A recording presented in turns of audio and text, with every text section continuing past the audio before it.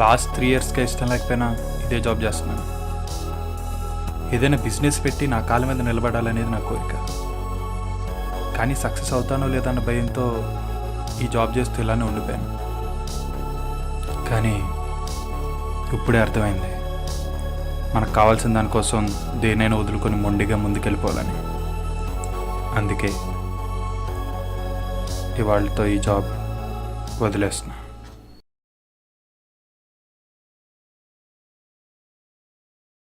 Daddy, చెప్పరా.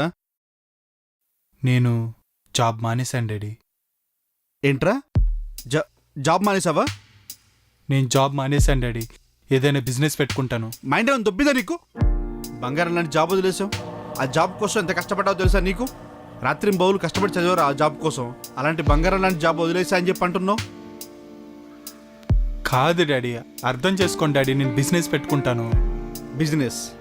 అరే, business అంటే ఎన్ని తలపులు ఉంటే తెలుసా? అరే, బిజినెస్ పెట్టాలంటే ముందు ఇన్వెస్ట్మెంట్ కావాలరా. ఆ ఇన్వెస్ట్మెంట్ పెట్టేంత ఫైనాన్షియల్ స్టేటస్ మనకు లేదురా.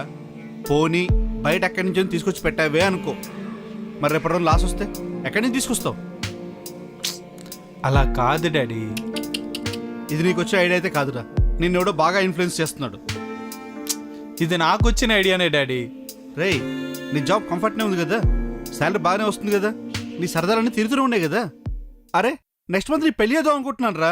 అలాంటప్పుడు జాబ్ మానేశాను, ఈ బిజినెస్ పెడతాను, ఈ తలనొప్పులన్నీ మనకు అవసరమా? డాడీ, ధీరుభాయ్ అంబానీ కూడా కింది స్థాయి నుంచి పైకి వెళ్ళిన వ్యక్తే కదా. ఇప్పుడు అంబానీ అంటే ఒక బ్రాండ్ డాడీ. అదెందుకు ఎగ్జాంపుల్గా తీసుకోరు? శబాష్, ఎగ్జాంపుల్స్ మాత్రం చాలా గొప్పగా చెప్పావురా. నువ్వన్నట్టు కింది స్థాయి నుంచి పై స్థాయికి వెళ్ళిన వాళ్ళ రేషియో కేవలం 1% మాత్రమే ఉంది. మిగతా 99% ఎందుకు చూడవు నువ్వు?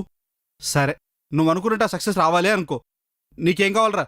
హార్డ్ వర్క్ కావాలి, క్రమశిక్షణ ఉండాలి, పట్టుదల ఉండాలి. వీటన్నిటికంటే ముఖ్యంగా నీకు అదృష్టం అంటూ ఒకటి ఉండాలి. నీకే పాట అదృష్టం ఉందో నాకే తెలియదు. అరే, ఈ బిజినెస్ అనే రిస్క్ ఫ్యాక్టర్ మనకు అవసరమారా? శుభ్రంగా జాబ్ చేసుకోవచ్చు కదరా. లేదు డాడీ, నేను జాబ్ అయితే చేయలేను. నాకు అక్కడ హ్యాపీనెస్ లేదు. నేను బిజినెసే చేస్తాను. మీరేమైనా హెల్ప్ చేయగలరా? తండ్రికే గతిరేక గజ్జి తాగుతుంటే కొడుకు వచ్చి కోకోకోలా అడిగాడంట. అరే, మన ఫైనాన్షియల్ స్టేటస్ తెలిసిండి నువ్వు ఇలా మాట్లాడితే నేనేం చెప్తాను? నువ్వేదో సెటిల్ అవుతున్నావు, నేనేదో రిటైర్మెంట్ తీసుకుందాం అని అనుకుంటున్నాను. ఇంతలో వచ్చి నాన్న జాబ్ మానేశాను, బిజినెస్ పెడతానంటే నేనేం మాట్లాడతాను? ఇవన్నీ కాదురా. నువ్వు కాదు కూడదు నేను బిజినెస్ చేస్తానంటావా? రేపటి నుంచి నువ్వెవరో నేనెవరో నాకు నీకు సంబంధం లేదు. నీ బతుకు నువ్వు బతుకు, నా బతుకు నేను బతుకుతాను. This is my final decision. సరే డాడీ, నేను వెళ్ళొస్తా.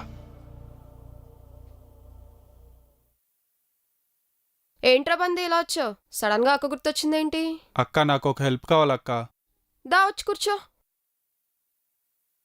ఏంట్రా, గర్ల్ ఫ్రెండ్కి ఏమన్నా గిఫ్ట్ కొనాలా? లేదక్క.